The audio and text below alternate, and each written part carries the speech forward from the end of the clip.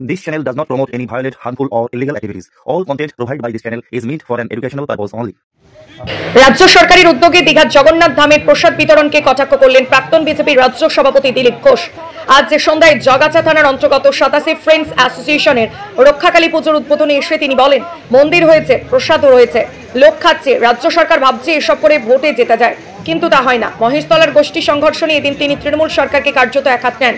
তিনি বলেন, শুধু মহেশতলা নয়, রাজ্যের বিভিন্ন জায়গায় জিহাদিরা দাপিয়ে বেড়াচ্ছে, পুলিশকে তারা ভয় করে না, ফলে মন্দির, মঠ, এমনকি ব্যবসায়িক প্রতিষ্ঠান কোনো কিছুই নিরাপদ নয়। যেসব জায়গায় কম হিন্দু আছে তারা নিরাপত্তাহীনতায় রয়েছেন।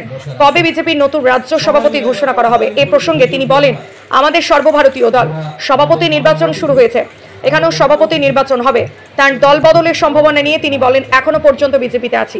এই মায়ের প্রতিকৃতি তুলে দিচ্ছি মাননীয় শ্রী দিলীপ ঘোষ মহাশয়ের হাতে।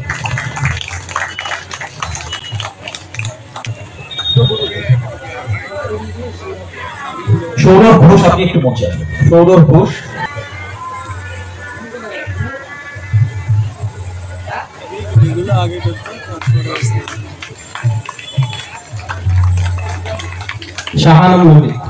কিন্তু মা কালী বাঙালিকে এক জায়গায় করে দেন, এটা কালীর মাহাত্ম্য। সেই জন্য কালীকে ভুললে চলবে না। কালী আমাদের শক্তির প্রতীক, উৎসাহের, প্রেরণার প্রতীক। আর মা বিপত্তারিণীও তারই সেই মহাশক্তির একটি রূপ। তাকে আমরা ডেকেছি বিপদের সময়। দুনিয়াতেও সংকট, আমাদের দেশে সমাজেও সংকট, সেখান থেকে বেরিয়ে আসার জন্য মায়ের আশীর্বাদ আমাদের প্রার্থনীয়। সেই আয়োজন সফল হোক, মায়ের আশীর্বাদে মায়ের পুজো।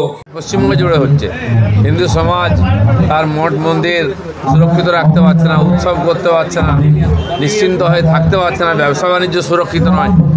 যারা দুষ্কৃতকারী, সমাজ বিরোধী এবং জিহাদিরা দাপিয়ে বেড়াচ্ছে রাজ্য সরকারের সহযোগিতায়, কারণ পুলিশ তাদের গায়ে হাত দিচ্ছে না, কারণ পুলিশকেও তারা ভয় পায় না।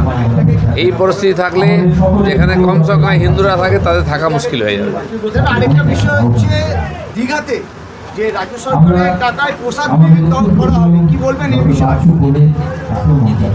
মন্দির হয়েছে, প্রসাদ হচ্ছে, খাচ্ছে লোকেরা। রাজ্য সরকার মনে করছে বোধহয় এই দিয়ে ভোট যেতে যাবে, সেটা হয় না।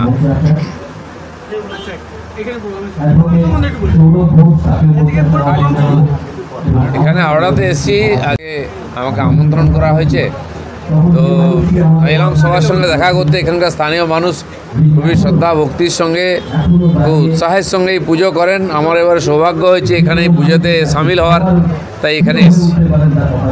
আরেকটা বিষয় যেটা সব জায়গায় শোনা যাচ্ছে যে বিধানসভা নির্বাচনের আগে কি কোনো দল পরিবর্তন করতে পারে? বিধানসভা এখনো তো বিজেপিতেই আছি, চলুন। আরেকটা বিষয় যে এখনো বিজেপির রাজ্য সভাপতি ঘোষণা করা হয়নি, কবে হবে? হয়ে যাবে, সারা দেশেতে চলছে, পার্টি তো সর্বভারতীয়, ধীরে ধীরে সব রাজ্যে হচ্ছে, এখানেও হয়ে যাবে।